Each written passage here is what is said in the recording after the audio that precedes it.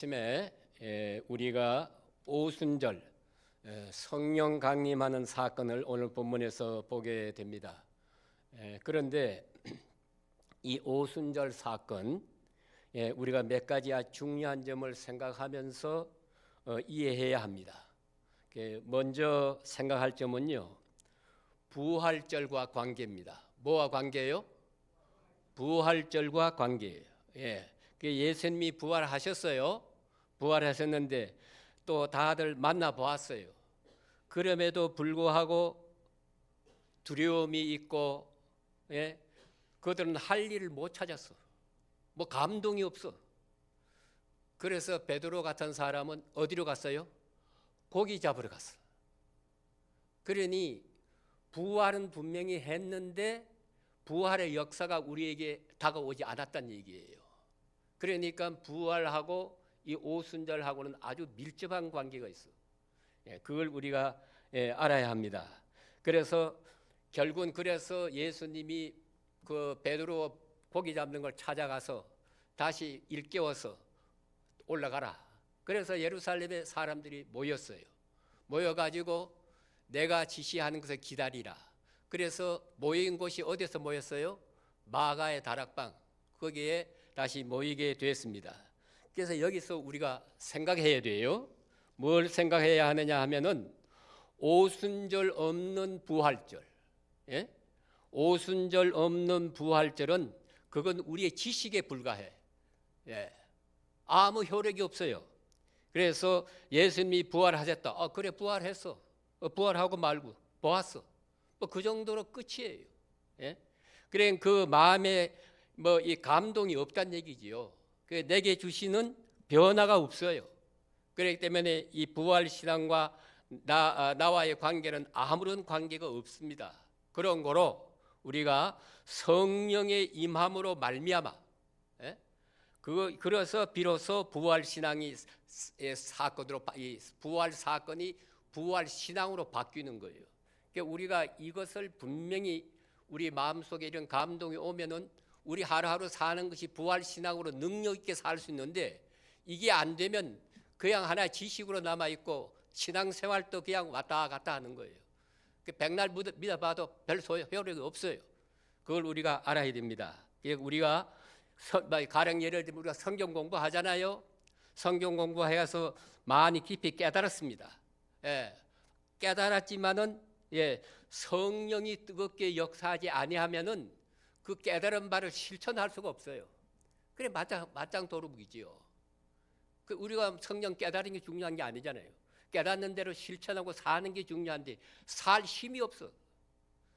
그러니까 항상 신앙생활이 맥이 없어요. 그래서 그 원인이 어디 있느냐? 이제 오늘 여기에 이제 이 역사적 사건, 이 오순절 사건이 있음으로 말미암아서 큰 역사가 이루어집니다. 그 다음에 또 한 가지 저들이 성령을 받았다고 하는데,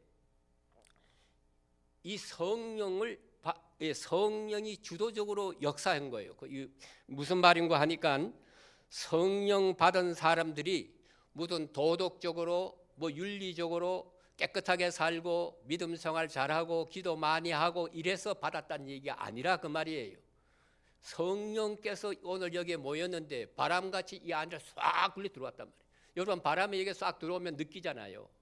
그렇죠? 그와 같이 그렇게 해서 들어오는 것, 이 성령 주도적이라 그렇게 말합니다. 다시 말하면 우리가 하나님께 나가서 하나님을 만나는 역사가 아니고 저들이 모여 있었을 뿐이에요. 이렇게 모여 있는 것뿐이 아무 생각 없었어요. 모여 있고 성령 자신이 주도적으로 이렇게 임하는 것입니다. 그래서 현장을 밀고 들어왔다. 강한 바람처럼 밀고 들어온 것이다. 그러니까 예수님이 세상에 오시는데 말씀이 육신이 되어서 우리 가운데 오셨고, 그 오심이란 예수님의 오심이란 방법이 세 가지가 있어요. 이게 이제 유명한 이제 칼 발트 그분의 논리인데, 자 이렇게 알면 좋습니다. 예수님이 제일 처음에 육신을 입고 오셨지요. 우리 인간을 믿고 보통 사람으로, 그것도 아주 천한 사람으로 말구에서 태어났단 말이에요. 그렇게 처음에 오셨는데 완전한 사람의 몸을 입고 오셨어요. 우리처럼 이렇게 똑같이 이렇게 입고 오신 예수님이 제일 처음에 그렇게 오셨고, 근데 그 다음에 이제 두 번째 임함이 뭐냐 하면은 성령으로 오셨어요. 예. 그러니까 인격을 입고 오셨는데 성령의 인격을 입고 오셨다 이 말이에요. 그래서 성령의 별명을 가지고 그리스도 영, 주의 영 이렇게 말합니다. 예? 그래서 이 땅에 오셨어. 그게 바로 오늘 오순절이에요. 성령을 입고 오셨다. 예, 이렇게 아시면 됩니다. 그리고 이제 마지막에 또 하나 뭐냐 하면은 이제 이건 우리가 체험하지 못했는데 재림하는 거. 육신도 온전하고 혼도 온전해. 이 우리가 체험하지 못했어요. 그러니까 쉽게 말하면 예수님이 부활하신 그 몸으로 이제 재림하시는 거예요. 우리도 그렇게 된다 이 말입니다. 그래서 3번 오셨어요. 예, 처음에는 육신의 몸을 입고 오셨고 오늘 이와 같이 성령의 이 인격을 입고 오셨고 이제 마지막 재림으로 이제 오신다. 그러니까 우리가 3번 이렇게 오시는 것을 이게 말씀한 걸 우리 기억하고요. 그러면 여기서 영으로 주님이 오시는데 그 장면을 우리가 한번 보게 됩니다. 그러면 오순절 사건의 특징을 우리가 봐야 돼요. 예. 그러면 다시 한번 말씀을 드립니다만은 오실 때 성령 주도적으로 오셨다. 이게 특징입니다. 그러니까 저들이 성령을 모셔드린 것이 아니고 성령이 그냥 오셨다 이 말이에요.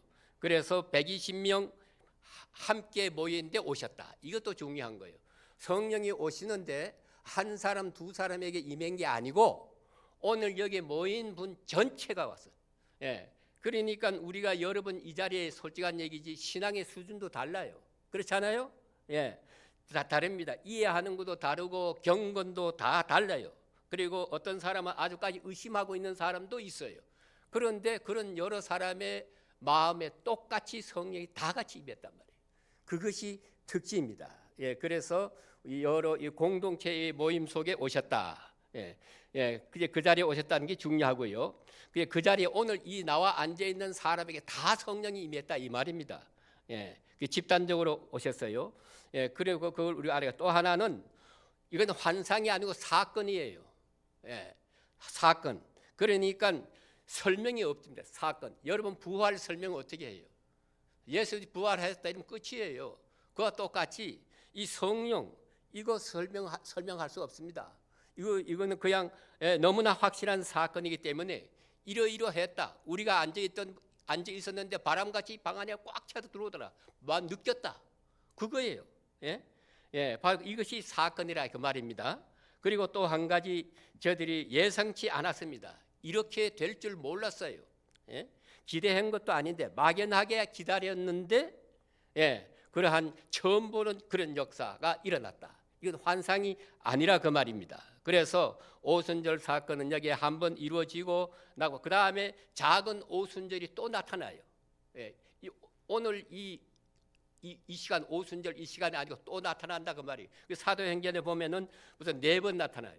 나타나는데 사도행전 4장 31절 집에 가서 보세요. 8장 14절, 10장 45절 이렇게 여러 곳에 나타나는데 그 다음에 예루살렘의 사마리아 또 그리고 고넬로, 에베소서, 그리고 저 빌립보서 계속적으로 성령이 이 오순절 역사가 계속 이어집니다.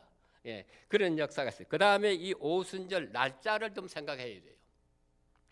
유대 사람들은 세 절기가 있어요. 세 절기. 그게 뭐냐면 유월절, 오순절, 장막절 이 세 절기가 있는데 이 중에서 이 절기 중에서 가장 행복한 절기가 오순절이에요. 오늘 이 오순절이라 이 말입니다. 유월절은 왜 행복하지 못하냐? 유월절은 쓴 나물 먹어야 돼. 그리고 누룩 없는 떡을 그 굳은 떡을 먹어야 돼. 그걸 먹고 일주일 지내야 돼요. 그러니까 그날 별로 반갑지 않아. 그 다음에 또 하나의 장막절이 있는데 이것은 또 뭔가 천막을 치고 밖에 나가 텐트 치고 나가서 일주일 동안 지내야 돼요. 그 왜 우리 조상들이 저기 광야 나가서 있었잖아요. 그걸 기념하는 거. 그래서 그것도 별로 좋지 않아. 그러나 여기 이제 이 오순절 이 사건은 첫 곡식 봄에 첫 곡식을 거두어서 감사절 드려요. 엄격히 말하면 1년에 2번 드려요. 감사절이 2번이에요. 봄에 한 번, 가을에 한 번. 봄에는 첫 곡식을 가서 하나님께 감사를 드리고 또 가을에 가서는 포도를 따서 하나님 빼드려. 그게 감사절 2번이라고 말이에요. 그리고 먹고 마시니까 이날은 아주 풍요로워. 그러니까 이 제일 좋은 절기가 감사절이에요. 그래서 또 한 가지는 이 오순절에 또 무슨 사건이 있느냐 하면은 모세가 시내산에 가서 율법을 받은 그걸 기념하는 거고요. 또 광야에 있던 이스라엘 백성들이 만나를 먹는 것을 기념하는 게 이 무조건 이게 아주 좋은 날이에요. 그러니까 오순절 성령 받는 데 있어서 조건이 뭐냐면 감사. 그게 맨 감사의 오순절에는. 그러니까 감사하는 자에게 성령이 임했다 그 말이에요.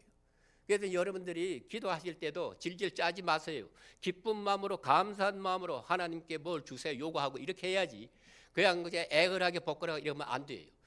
무조건 모르면 무조건 감사라고 그러죠. 무조건 감사가 먼저입니다. 감사의 능력이 나타나요. 무슨 능력? 성령이 오늘 역사하는 이런 능력이 나타난다 이 말입니다. 예.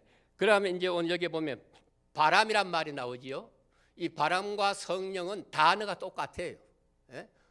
단어가 똑같은데 바람도 있고 성령도 있는데 왜 그럼 바람을 썼느냐? 바람의 말을 왜 표현했냐면은 이거 우리가 이제 쉽게 말하면 바람이 불면은 느끼잖아요. 뭐 바람이 눈에 보이지 않지만 뭘 보고 알 수 있어요? 나무 가지가 흔들리잖아요. 그럼 이 바람이 불구나 분명히 알 수 있잖아요. 그런데 성령이 역사하면은 내 마음 속에 들어와요. 들어오면 내가 느껴. 마치 바람이 불어 가지가 흔들린 것처럼 내가 느낀다 이 말이에요. 새로운 생명력을 맛보게 돼. 이게 바로 이 바람을 표현하는 것이 바로 이것 때문에 한 것입니다. 예. 그러니까 이 성령이 바람 이 역사가 느끼는데 이제 여러분들이 다 성령 받아서 오늘 다 예수 믿게 됐는데 우리 힘으로 된 거 하나도 없습니다. 그래서 처음에 성령 받으면 조금은 받을 수 있죠. 받아 다 거듭났는데 이제 날이 갈수록 점점 충만이라는 말은 우리가 또 생각해야 합니다. 이 충만이라는 말은 물질적으로 말하면 컵이 물이 있는데 여기 찰찰 넘치도록 부었다 물 넘쳐 흐르는 거 이게 충만이에요. 예, 충만인데 성령께서 이 충만하다 하는 이 말은 모든 내 인격을 전부 다 말하는 게다가 듣는 게다가 행동하는 전부가 내 힘으로 하는 게 아니고 성령으로 역사하는 거예요. 그게 충만이에요. 그래서 성령이 충만하면은 선교사로 나간다. 성령이 충만한 가운데 순교할 수도 있고. 그렇기 때문에 성령은요 주시오 해서 성령 받는 게 아닙니다. 성령은 실제로 내가 믿고 나가 순종할 때 성령 역사하는 거예요. 이걸 여러분 아셔야 돼요. 왜 내 신앙이 힘이 없느냐 하면 여러분들이 말만 듣고 지식으로만 듣고 순종 안 하면 힘이 없어요. 성령 받지를 못합니다. 충만 못 받아요. 그러나 내 마음에 충만한 역사를 받으려면은 그 말씀 이해한 대로 그대로 순종해야 돼요. 원수를 사랑하라는 원수 사랑해 보세요. 원수 사랑하는 가운데 성령 충만한 역사를 체험하게 돼요. 그렇기 때문에 우리가 하나님 믿고 순종하는 거 이거 아주 중요합니다. 이거 없으면 안 돼. 믿음이 뭐냐? 순종이에요. 믿고 순종해야 된다.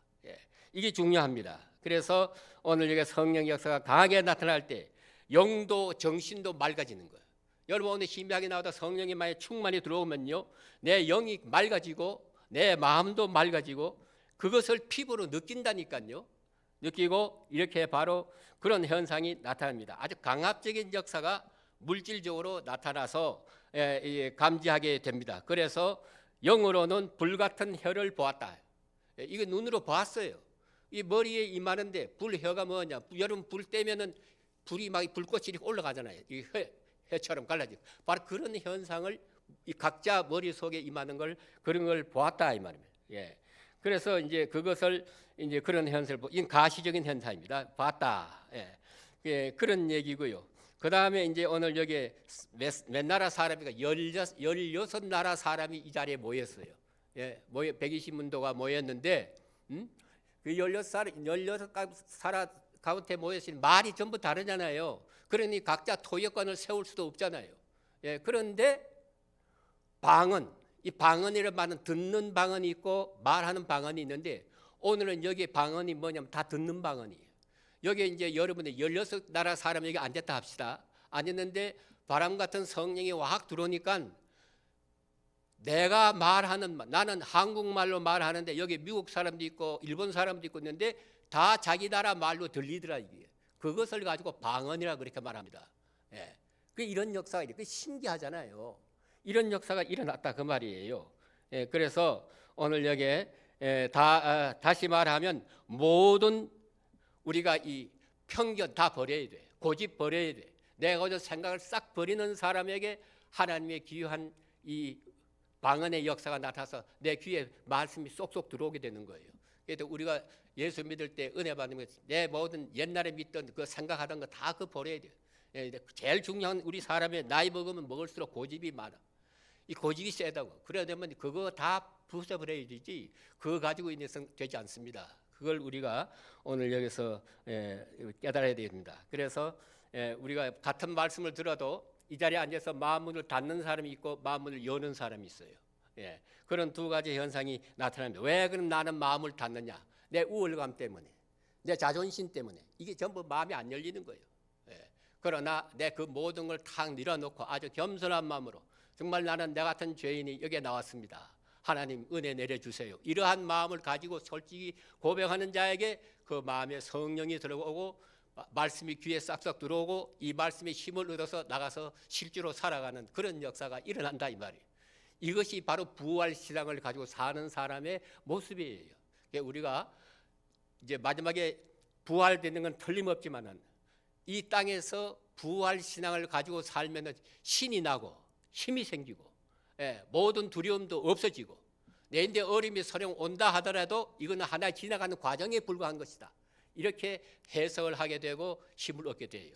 여러분 오늘 이 아침에 나오신 여러분들 이제 마음을 다시 한번 우리가 내 신앙을 점검하고 오늘도 주님께서 내 마음이 왜 이렇게 싱숭생숭한가 하는 그런 분이 있다면 아직까지 내가 십자가에 내 모든 육신의 몸을 다 못을 못 박았어. 그렇기 때문에 주님께서 항상 나를 따라오려거든 내 자신을 부인하고 나를 따라오라. 그렇게 말씀하셨지 않습니까? 그러니까 오늘 다시 한번 우리가 기도하는 마음으로 의심령을 밝히고 이제 이 날이 갈수록 어려운 이 세상 승리하는 비결은 오로지 주의 성령을 받아서 부활 신앙을 가지고 살아가는 그때만이 우리가 끝까지 승리할 수 있는 그런 삶을 살아갈 수 있다 하는 말씀이 되겠습니다. 이 은혜가 함께 하시기를 주의 이름으로 축원합니다. 기도드리겠습니다. 은혜로우신 아버지 하나님, 이 새벽 이명에 저희들을 주의 성전으로 불러주심을 감사드립니다. 이 아침에도 아무것도 모르는 저희들이 주 앞에 나왔습니다. 주의 선하신 길로 인도해 주시옵소서. 아무 능력도 없는 무능한 저희들이 주님 앞에 있습니다. 강한 능력을 가까이 주께서 발휘해 주셔서 저희들이 주의 선하신 대로 인도해 주시옵기를 바랍니다.